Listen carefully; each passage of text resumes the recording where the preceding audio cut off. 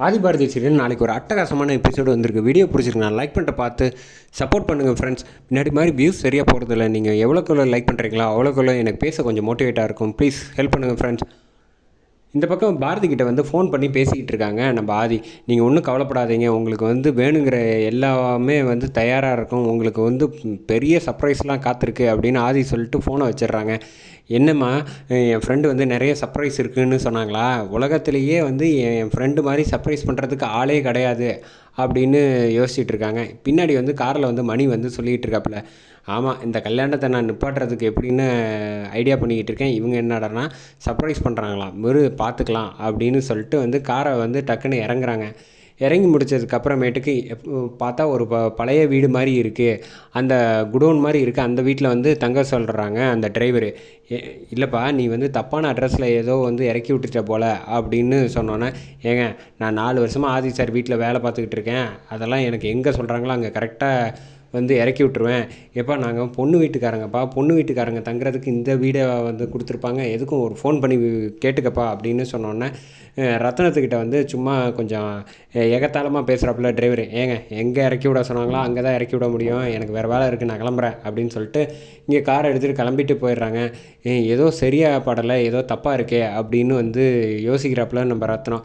கரெக்டாக அந்த வீட்டில் வந்து பழைய வீடு மாதிரி இருக்குது, அந்த வீட்டுக்கு வெளில வராங்க. வந்தோடனே இந்த மரகதம் வந்து இந்த பேக் எடுத்து உள்ளே வைமா அப்படின்னு சொன்னோன்னே, யாரை பார்த்து என்ன வேலை செய்ய சொல்கிற, உனக்கெல்லாம் நான் வேலை செய்யணுங்கிற அவசியம் இல்லை அப்படின்னோடனே, தப்பாக நினச்சாதீங்கம்மா, நீங்கள் இங்கே வேலை செய்கிறீங்கன்னு அவங்க நினச்சி சொல்கிறாங்க. நான் இங்கே தான் வேலை செய்கிறேன், ஆனால் உங்களை மாதிரி ஆளுங்களுக்கு வேலை செய்யணுங்கிற அவசியம் எனக்கு ஒன்றும் கிடையாது, என் முதலாளி யாரும் வந்து நீங்களாம் வரீங்கன்னு எனக்கு தகவலே கிடையாது அப்படின்னு சொல்லிட்டு அந்த பக்கம் போயிடுறாங்க. போனதுக்கப்புறமேட்டுக்கு சரிம்மா எதுவாக இருந்தாலும் பார்த்துக்கலாம், 2 நாள் தானே தங்க போகிறோம், விடு பார்த்துக்கலாம் அப்படின்னு சொல்லிட்டு உள்ளே போகிறாங்க. உள்ளே போயிட்டு பேகை வைக்கலான்ட்டு போகிறாங்க.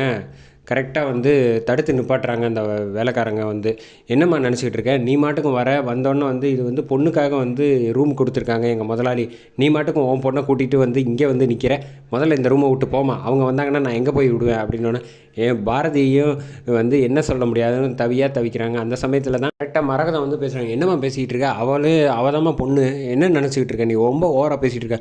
ஓஹோ, என் முதலாளி வந்து அவ்வளோ அழகாக இருப்பார், என்னடான்னா கல்யாணம் ஆகி குழந்தையோட வந்து இன்னொருத்தனை கல்யாணம் பண்ணுறதுக்கு வந்திருக்காளா அப்படின்னு வந்து சத்தம் போட ஆரம்பிச்சிடுறாங்க.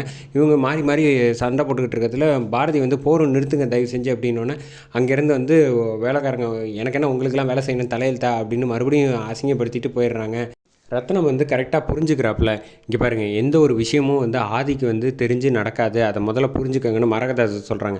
அப்படிலாம் இருக்க வாய்ப்பே கிடையாது, அவனும் சேர்ந்து தான் பண்ணுறாங்க, என்னால் உறுதியாக சொல்ல முடியும். இங்கே பாரு, பேசாமல் இருங்க, நிச்சயமாக அந்த தம்பிக்கு தெரியாது, அந்த தம்பியை வந்து நம்ம கஷ்டப்படுத்தணுங்கிறதுக்காக அந்த சாரதா அம்மா வந்து அம்மாவும் சரி அவங்க மாமா அறிவும் சரி ஏதாவது பண்ணியிருப்பாங்க, நீங்கள் ஒன்றும் பெருசாக எடுத்துக்காதீங்க, என்னமோ பண்ணிட்டு போங்க அப்படின்னு சொல்லிட்டு போயிடுறாங்க.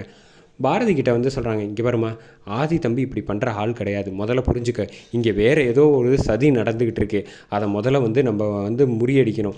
அவர் அங்கே கஷ்டப்படுத்தினதுக்காக வந்து ஆரம்பத்தில் சாரதாம்மா வந்து ரொம்ப ஆர்வமாக இருந்தாங்க கல்யாணத்தில், அதுக்கப்புறமேட்டுக்கு சுத்தமாக மாறிடுச்சு, எனக்கு எல்லாமே புரியுது, ஒரு 2 நாள் பொறுத்துக்க பல்ல கிடச்சிக்கிட்டு இது எதுவாக இருந்தாலும் நம்ம இப்போ சமாளிச்சுக்கலாம், நமக்கு கல்யாணம் நடக்கிறது தான் முக்கியம் அப்படின்னு வந்து புத்திசாலித்தனமாக ரத்னம் வந்து சொல்கிறாங்க. அந்த சமயத்தில் கரெக்டாக வந்து ஆதி ஃபோன் பண்ணுறாங்க.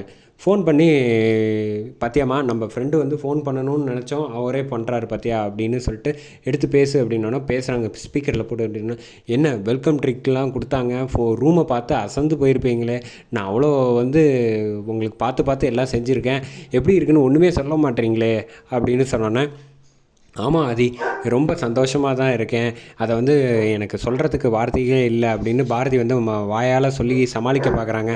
அந்த சமயத்தில் தான் ஆதி வந்து சொல்கிறாங்க, உங்கள் வாய்ஸில் வந்து ஒரு சந்தோஷமே இல்லை, ரொம்ப டல்லாக இருக்கே அப்படின்னு சொன்னோன்னே, சரி நீங்கள் முதல்ல வந்து ஃபோனை வந்து தமிழ்கிட்ட கொடுங்க அப்படின்னோடனே தமிழ் வந்து பேசுகிறாங்க. ஃப்ரெண்ட், உங்களுக்கு ரொம்ப நாளாக ஆசைப்பட்டீங்களே அந்த கிஃப்ட் ஒன்று கொடுத்தேனே அதை பார்த்தீங்களா அப்படின்னோடனே, பாரதி வந்து பார்த்தேன்னு சொல்லு அப்படின்னு சொன்னோன்னே, பார்த்தோம் ஃப்ரெண்ட், சூப்பராக இருந்துச்சு, நானே மறந்து போயிட்டேன் அப்படின்னோடனே, எனக்கு உங்கள் 2 பேர் மேலே என் மேலே செம கோவத்தில் இருக்கீங்க போல் அப்படின்னு டக்குன்னு ஆதி சொன்னோன்னே, இந்த பக்கம் பாரதி வந்து புரிஞ்சுக்கிறாங்க, ஏதோ தெரிஞ்சுக்கிச்சா அப்படின்னு விஷயம் பார்க்குறப்ப வந்து அப்புறம் வந்து சமாளிச்சிடுறாங்க. இல்லை உங்கள் 2 பேரை வந்து பார்க்காம என்னால் இருக்கவே முடியல, அதான் கோவப்பட்டிருப்பீங்களோன்னு வச்சேன். அம்மா வந்து இங்கே காப்பு கட்டிட்டாங்க, அதனால் என்னால் வெளியில் வர முடியல, இல்லைன்னா உங்கள் 2 பேரை பார்க்காம இருந்திருப்பேன்னா.